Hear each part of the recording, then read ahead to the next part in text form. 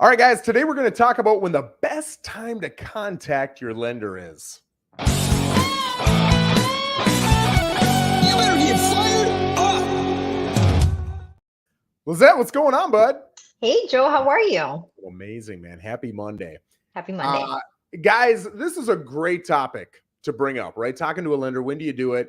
And I get that question all the time, right? Is it too early? Is it too late? When do I do it? What are the pros and cons?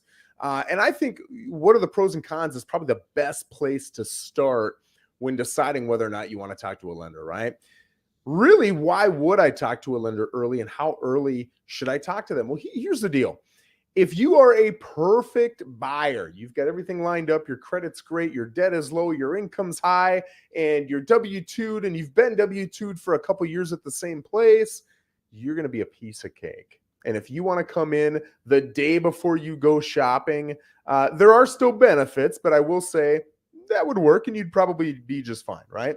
But I'll tell you, on just about every loan I've ever done, there's some little hitch, right? Some little issue that we've got to put a little bit of effort into to fix and everything else. And if you've got those little issues and there's a home you want to put an offer in on and you can't get a pre-approval because you're working on those issues, man, that can be a problem. I'll tell you too, with like breaking it down credit-wise. If your credit's off 10, 20, 30, 50, 100 points, those are things that you can fix in 1 to, I'll say 6 months, but usually 1 to 3 months fixes probably 80, 90% of credit issues, right? You can get a nice plan put together, you follow through with it, you're good to go. If you're talking about cash, there's a lot of different things we can do with the cash you need down to fix those problems. But again, if you come to us the day before you want to put an offer in, our solutions might be 30, 60-day solutions, and now you're going to lose out on that home. And I'll give you an example. You might want to borrow funds from a family member or a friend, but those funds need to be what's called seasoned, which means they need to be an account for 2 bank statements, right? Well, you can't just magically make that happen. You have to put those funds in there, let 2 bank statements go by, and now you can use those funds. So that seasoning period takes some time.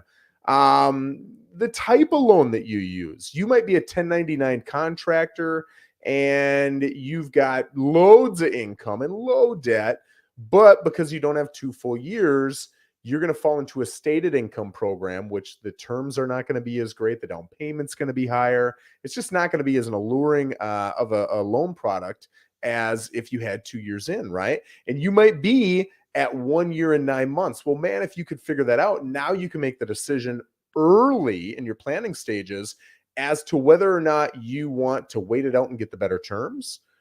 Or if you do, in fact, want to move forward with not quite as, sexy terms, but at least you can make the move right now, right? You're able to make these decisions when you're not yet interested in a home. What I find is people get really interested in whatever the home is that they want, and all of a sudden everything becomes chaotic and it's got to happen right now. And that's not the way it's usually going to work, right? It takes a day, 2 days, 3 days, sometimes months if you've got credit or cash issues. So really, for me, in giving somebody a recommendation on whether or not they should meet with a lender early, yes, I think it's always a good decision. Really, the only con is it takes 45 minutes maybe to submit all your paperwork, and you've got to have a phone call conversation or two. So maybe you're in an hour, hour and a half. That's really the only con. A lot of people say, well, hey, if you pull my credit early, that's going to ding me. That could negatively impact my credit. And I've sold hundreds of homes. The minimal amount of impact that it has on your credit, I've never seen it even come close to taking somebody who would have been approved, but now isn't because they got their credit pulled. I've never seen that happen, right? So I think it's highly unlikely. There's so much positive to it, and there's so much negative not to doing it, that in my recommendations with my clients, I almost always tell them 60 to 90 days beforehand, because that's usually how long the bigger problems usually take to fix. 60 to 90 days out from when you want to start looking is when you want to start talking to a lender, right? And those are all the reasons, pros and cons, why. That said, Lissette, what are your thoughts on this? Well, I couldn't agree more, Joe. And specifically in my mind, I have the person that I'm thinking of is sometimes the first-time home buyers. Yeah. They really want to get out there. They really want to purchase a property. They don't know where to start. And sometimes maybe they are ready to go.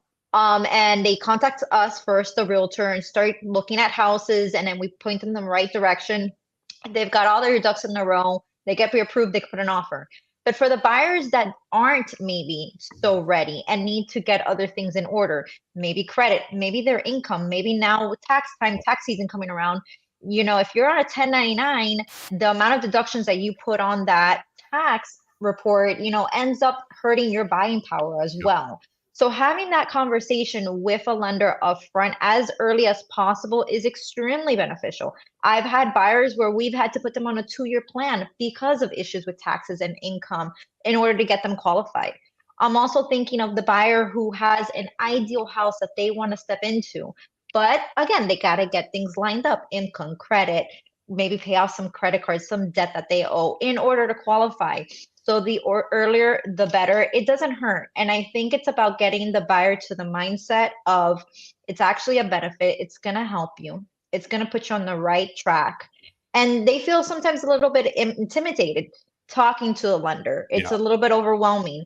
So they come to us first, which is great, but we work hand in hand. So talking to that lender as early as possible, it's what I recommend.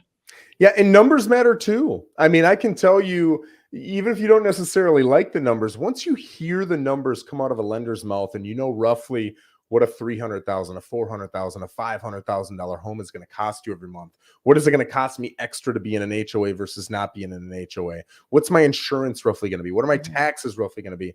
When you can start to see what that monthly payment looks like, and you've got a month or two to let it soak in, it just makes it more palatable, man. I talk about expectation management all the time amongst you and I, Lissette, and our team. And just, you're saying the same thing, but if you can say it early and just kind of set people up for expectations, and this is true in any facet of life, not just real estate, you're just preparing them and it's more palatable when it finally hits, right? So for me, I know I also want to know the numbers on anything I'm doing way ahead of time so I can let it soak in, really, well, how's that going to impact my budget? Does that work? Does it not work? What are the ramifications of this? So I think that is also important. I also think a lot of the folks that I work with in Lissette, correct me if you're seeing something different, a lot of folks, we always laugh, right? You got a champagne budget on a beer, or I'm sorry, champagne taste on a beer budget, right? That's the joke. But we all do. If you can afford a $300,000 home, guess what? You're going to be attracted to a 450. If you can afford a 450, you're going to be attracted to a 6. If you can afford $1 million, you're going to be attracted to a 1.5. That's just the human brain and anything. You're always going to want the next level up, right? It's just the way we are. I see a lot of people looking, not talking to a lender, not knowing their numbers, committing to a price range. And really, if you ask them why they pick that price range, whatever it is, they don't really have a reason. They just say, well, that's what I'm comfortable with. But it's not based on a monthly payment, right? If they're paying cash, I got it. It makes sense to be comfortable with the price. But usually it's monthly payment that most people are going to be comfortable with. So if you can see that, hey, I know I'd want a $600,000 home, but I can afford up to $475,000 based on the monthly payment. Now you've got some time to actually look at homes in that $400,000 to $475,000 range and start to say, okay, I might not be able to check every box that I want to check, which is the case with a lot of people. What boxes are most important? What boxes are least important? And I need to start looking at some of the stuff on the market to get comfortable with the inventory so that when I go out and look, I can make quick decisions, right? What do you think on that, Lissette? Is that something that you're seeing a lot too with you? I shouldn't say a lot, but you're seeing pop up with clients. Definitely. And specifically also towards the point of down payment and closing costs. You want to make sure that you're ready to go when you do see the house and you're ready to pull the trigger. Maybe it does fall into your budget. Maybe it does fall into now your monthly payment, but maybe you just don't have enough saved up for down payment, or you weren't aware of what closing costs you're going to need to come across with. So that's when that conversation will come into play also with your lender. All of this is just giving you the strength to be a stronger buyer and to win that property over that you want against other buyers that haven't had that conversation or have challenges. And once they get under contract, now what happens? How many deals have we seen fall apart because the financing hasn't been there? And it's maybe because they just started talking to a lender when they went under contract. So it just makes you a stronger buyer. Yep.